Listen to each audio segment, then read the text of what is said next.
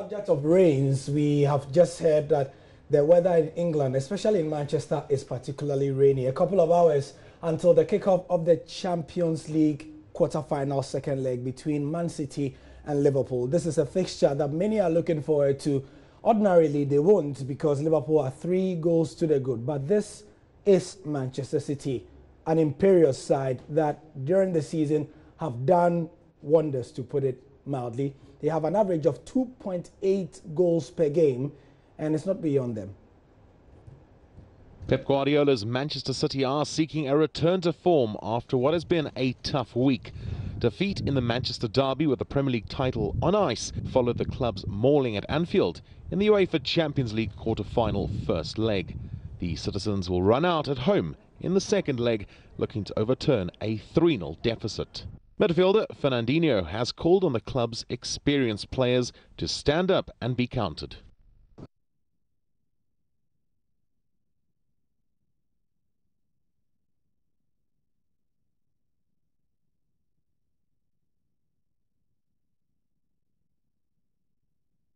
There are few venues in world football as electric as Anfield on a European evening. After years in the doldrums, the Reds delivered a performance for the ages as they took a massive 3-0 quarter-final first-leg lead against runaway Premier League leaders Manchester City. The Reds are halfway to completing a massive upset, but manager Jurgen Klopp isn't too concerned about the favourites tag.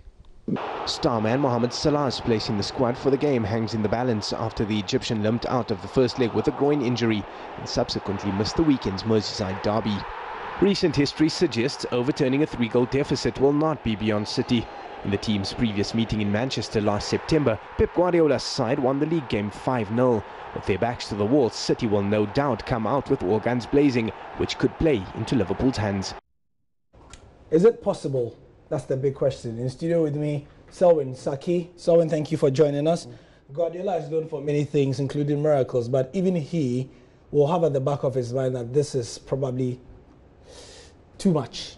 Well, yeah, if you lose in 2 games against your rivals in the space of 4 days, definitely you'll certainly have self-doubts and it will definitely transfer to your players.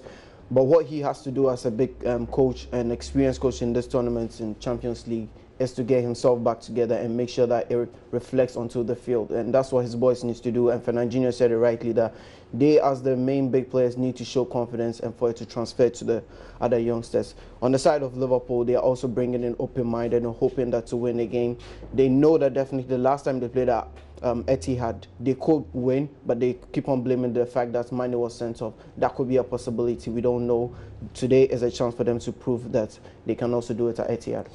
Pep Guardiola, like Selwyn rightly said, needs to stand up and be counted. I mean, these are the games in which you earn your keep. And working for those he is, if he's able to win this, I would not be too surprised if there's a news report somewhere tomorrow on Thursday or Friday that he was given an extra 500,000. Yeah, such is the largesse in which he works. However, the thing is that the body language of Pep is showing a lot of defiance. I mean, he described his team in a manner that I've never heard him do. He says that he has an extraordinary team, he has an excellent team, he has a world class. It's as if he's lifting them onto the height of possibility. That's exactly what he wants to do. And if the manager, after losing 2 games, goes at his players and start criticizing his players in public, definitely going to affect the confidence. But as rightly he's doing as the right manager, all you need to do at the moment is forget what has happened, concentrate on the game and let your players know how good they are.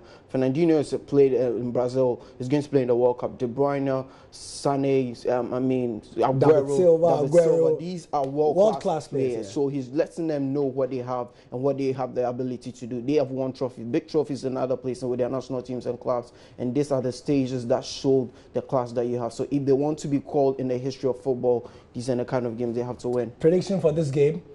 Wow, it's quite very tough to predict this game. I know, game. but I'm still asking you. I mean, you can say in different ways. As everybody knows that City needs to win, they need to score, and they will score in this game. As well as the fact that we know that the moments Liverpool get in one, which is very possible because of their attack, anything could change.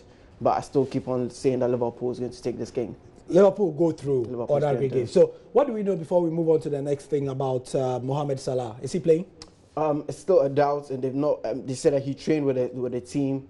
Klopp has said that he trained with a team, and he looks a bit fit. But then they can't tell at the moment if he's going to start or not. Would you risk him if you were Klopp?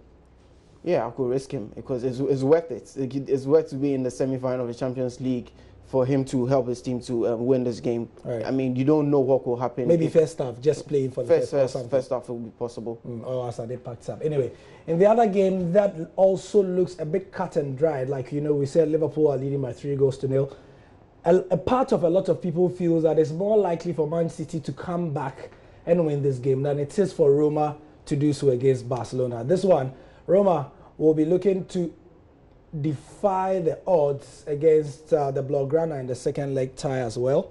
Well, yeah, Roma have a lot of belief, and Eusebio Di Francesco has said that they believe that they can do it. 4-1, it looks like never before. It looks like they can never do it, but then he still has confidence as he has to do as a coach to show that his players need to prove themselves on the big stage. They lost in their Serie A game against Fiorentina 2-0, which is quite also doubting to their confidence.